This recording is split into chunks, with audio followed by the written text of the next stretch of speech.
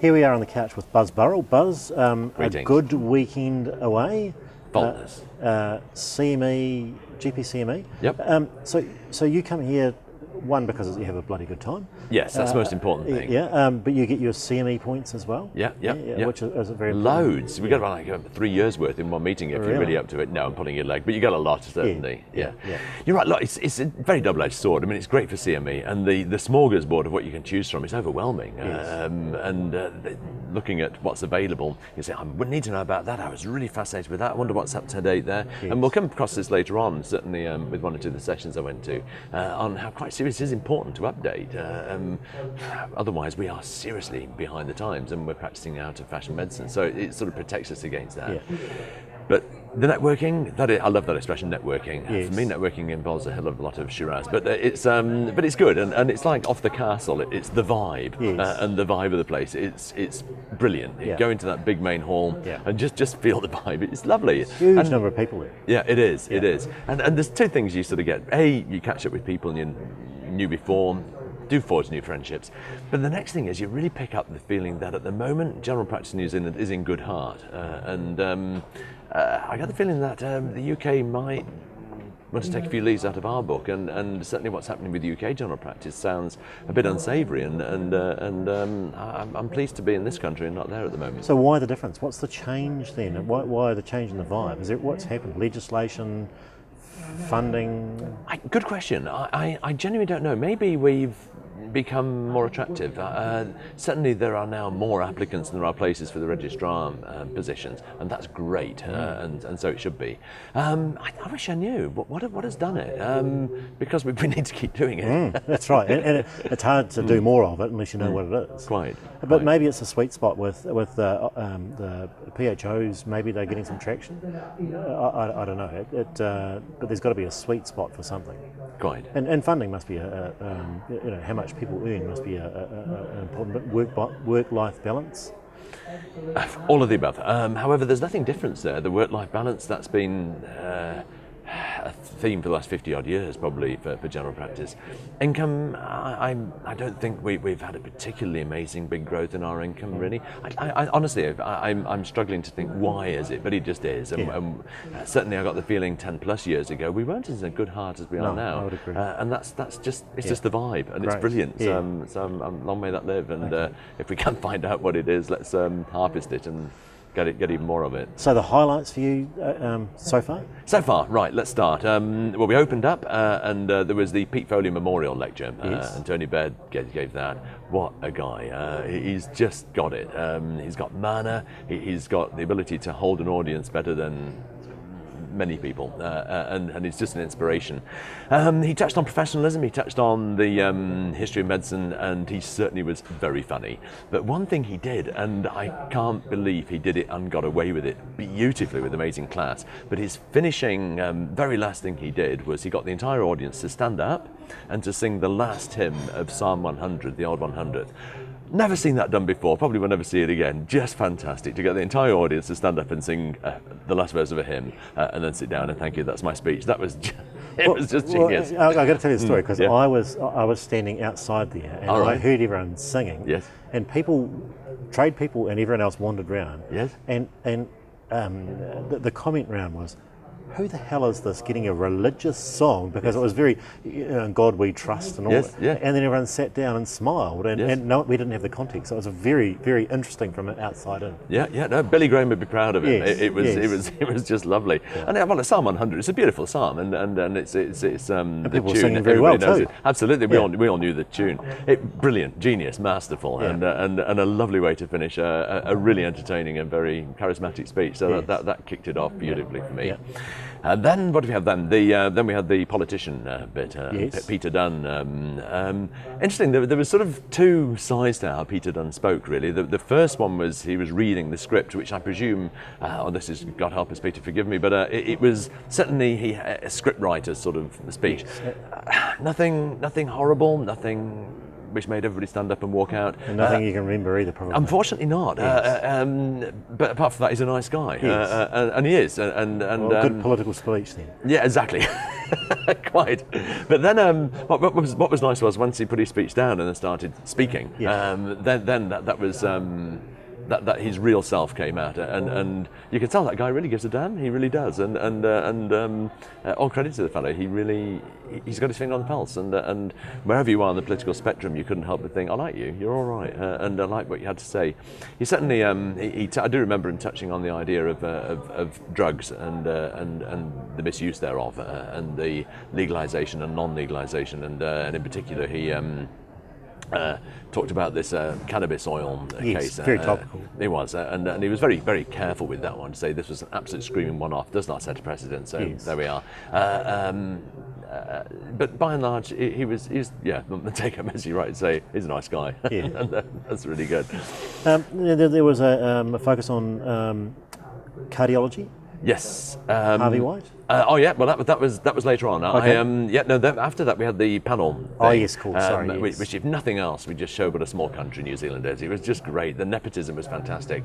We had Peter Dunn's son, Alistair Dunn, he was on the panel. Yes. And then just to round it off... So he's... what is he doing? No, he's a GPEP2 registrar, right, okay. I think up in Hawke's Bay.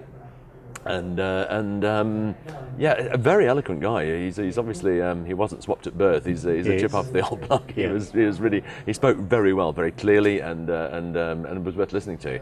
And then likewise, someone who also spoke clearly and well and very worth listening to, and controversial was Mark Peterson's daughter. So and she was on the panel. So cleverly constructed. Stephen Child got it. We had a trainee intern and a GPEP registrar. Interesting. I think that again, one of the recurrent themes, certainly in the NZMA, is professionalism, and that's keep it real was probably the biggest theme out there. Keep it real and be honest. Fascinating that both the younger ends of the panel were critical to a certain degree of over-prescribing and possibly overcharging, and it was. They stuck their necks out, they made the point and didn't get their heads chopped off in the process of doing it. And it was interesting that was their perspective, and whether they're right or whether they're wrong, that's what they can see. And if that's what they can see and they brought it up, good on them. But would it be any different in your day though? I mean, as a student, you're coming out and you're seeing all these things that are wrong and you're questioning, and then you get into the system and you learn that the charging is just part of life, and you just button up. Yes, you're right. That's a shame almost, isn't it? Does that common sense get beaten out of us? Yes. Good point. Well, we were having this discussion amongst our colleagues here when we were students, saying the same thing. You question everything. Yes. As a student, and you're coming through, but for some reason you seem to lose that. Yes, quite. So good on them. I think we need that intravenous feed of youth back again, really, and good on. That's important that we do use their lens and see what they can see, so we don't lose it. This has got nothing to do with the conference, but there's a beautiful book I remember reading as a kid called The Ghost Downstairs. Kind of very long story, very short. A guy sells 7 years off the end of his life to the devil, in effect, for £1 million at the turn of the 20th century. And he was a legal clerk, and he drew up this contract. He thought he'd got one over the devil by, in the very, very small print, it was the first 7 years of his life he already had. And he thought, gotcha, I'm still going to live the same length. The fascinating part of the book was that first 7 years of his life was the creative part of his life, when his imagination and his fun and his reason for living was all formed. And once he'd sold that, it had gone. And a very, very powerful book. And as you've just touched on that, to a certain degree, I would hate to think that we beat that out of our new graduates and turn them into people who've sold the first 7 years of their life to this medical devil, and their career is lost and tainted because of that. And so that it was beautiful to see that youthful perspective, really, and I think we need to take a leaf out of their book and say that's what you can see, and are we doing it right? So yeah, good point. Anyway. So next on the list. Next, well, then it's breakout. I became a Harvey White groupie, I think, Yes. really, for lots of reasons, not least of which is he's such an amazing guy, very incredible. Lots and lots of very compelling data on two things, really. One was the aspirin use, and the next one was the use of statins. Interesting, it was this NZMA conference in Dunedin last year, and there was a morning session dedicated to, are we overdoing this lipid thing? Have we sort of got too excited about lipids? Shouldn't we back off? And by and large, we were walked away almost this time last year thinking we've just got a bit too excited about lipids, and maybe we should just look at other important things instead. What goes to what I was saying before, and that it's really important we come to these things to stay up to date, because the data Harvey White was presenting yesterday and today was, we're not taking them seriously enough. I just went to a session just now, which I've just come out of, and Harvey was again almost saying everybody over the age of 50 should be on a statin. It is almost impossible to get the LDL too low, and quote unquote Harvey, they're probably the safest drugs we are capable of prescribing, with a safety profile similar to placebo, and so the worries about dementia, the worries about diabetes, even the worries about muscular inflammation outside of simvastatin are not there, and so we by and large should be putting everybody almost on a statin over the age of 50, irrespective of what their baseline LDL is, and everybody, it's only cost $10 to get the LDL measured. Everybody should have the LDL measured. Interesting point of view that this sort of atheromatous disease as a disease he was trying to explain to us probably starts at birth, and somebody with a high LDL definitely should be on a statin at the age of 18 and onwards, and that was an interesting mindset. Wow, really. that's a big change then. Yeah. I think it was controversial to a certain degree. It made us think. What was also interesting was he showed us some fantastic data from Scotland, where a fairly large group had been randomised either to have a statin or not for 6 years, and then after 6 years it was stopped, but nevertheless the two groups were followed up, and the benefit of taking the statin continued for 15 years after they stopped it, as if something had been reset, and that was a very compelling graph, and I think all of us walked out thinking two things really. One, we're now going to put all our patients on Including a statin. yourself. Exactly, and secondly, I'm going to start statins. Exactly. So I'm going straight to the pharmacist That's after this right. talk, Yes, and write my own script for torvastatin. Yes, It was I'm blending two talks here, but to a certain degree, that yesterday's talk was interesting too, and he was almost saying that almost any intervention we do will give a 20% reduction in the overall risk, and that is cumulative. So if you can add the 20% to the 20% to 20%, needless to say, eventually we don't become immortal. Yes. So I think it does shrink a little bit. But were they speaking about was Harvey speaking about the reasons why? I mean, I remember years ago they were talking about the atheromatous plaques shearing off the walls of arteries, causing MIs. But in fact that statins were helping the adherence of the plaques to the walls. So this was completely separate to the benefits of the, yes, you were getting cholesterol reduction, but the adherence to plaques, that was almost like a benefit. Any discussions on that? Not as such. I think it was more the data as opposed to the mechanism behind it. Needless to say, there was pictures of lipid-rich plaques in arteries, making us wish we hadn't had bacon and eggs for breakfast. Yes. But the most of his talk was on, look, this. If you take a statin, this is the data. Let's not argue about it anymore. And it was more the effect on, are you going to die? Are you going to have a stroke? Are you going to have a heart attack?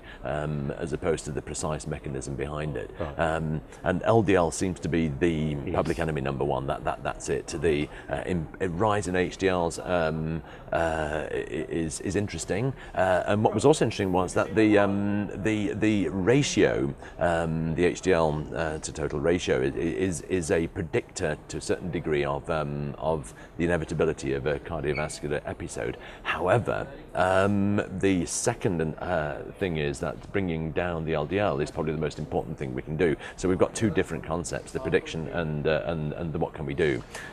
So we need to acknowledge that the ratio is a predictor, but we need to bring the LDL down, and that was So in other words, we should look at the LDL and not the ratio as a target when we're treating. Yes. So a few years ago, that it was always diet first and then statins later. Is that still? It was almost diet and statin, really by and large. If you're about to crash your car, it's good to have your seatbelt on, but you are allowed to use a brake. Yes. Good point. Okay. Now, any other highlights for the? Nothing. That was about it. Really, we had the Pharmacy? cocktail function last night. Oh, Oh, yes. pharmacy. Thank you for reminding me. Yes. I then got back to networking and the vibe. So pharmacy. Yes, that was interesting as well. We've just got to acknowledge that the community pharmacists are playing a bigger and important role. Certainly, Health Workforce New Zealand are very keen to promote their role, and likewise. We just got to acknowledge over the last 30 years or more, they are getting higher trained. They've gone from apprenticeships to diplomas to getting degrees, and now we've got prescribing pharmacists. On one hand, we could try and argue with it and see them as a threat and try and compete with them. On the other hand, I think we need to embrace them and work with them and be collaborative. And so the idea of integrating our services and working with the pharmacists is really quite important, and I suspect we will end up seeing a much closer collaboration, not only professionally but with IT as well. Certainly what they are getting better and better at is reconciling medicines and how they're prescribed and when they're taken, and improving compliance, and to a certain degree assisting us with the inevitable transcription error which would happen if somebody's discharged from hospital, and what they're discharged on and what we think they're on, and then what the patient thinks they're taking are three almost sometimes totally unrelated concepts, and a good community pharmacist will sort all that out and make it tidy. Another thing was talked about was this warfarin monitoring, which the pharmacists can do, and they're doing a very good job of it too. They've got it's instant, it's real time, it's point of care testing, and they've got awesome software which means that the patients taking warfarin in the INR is going to be well controlled. And I hate to say this, better than I'm doing it at the moment, by looking at a number which the lab will phone us up with hours after they've had it taken, and then having a guess at what we should do, and that's what we've always done. So that's an excellent service. I think there was a few of us were just curious as to why the pharmacists have got the monopoly on that, and I would like to think that more rural and remote GPs should be able to have the same contract. At the moment they can't, and so that's interesting. That wasn't debated yesterday, probably with good reason. We walked away being friends. Yes. Yeah. So, good meeting. Yeah. You come to one of these every year? Yeah, I'm groupie. Yeah, definitely. Good. Yeah. Okay. With good reason. It is genuinely not only a CME thing. It is networking, and it's keeping myself up to date really. So I'm not practicing last year's medicine, and certainly that lipid thing in particular. That's a good example. Yes. Right. Yeah. Buzz, thank you as always. Thank Great you. to talk to you. Oh, great to talk to you too. I thoroughly enjoy it. We'll do it again next year. Look forward to it. Thank Take you. care. Cheers. Cheers. Thank you.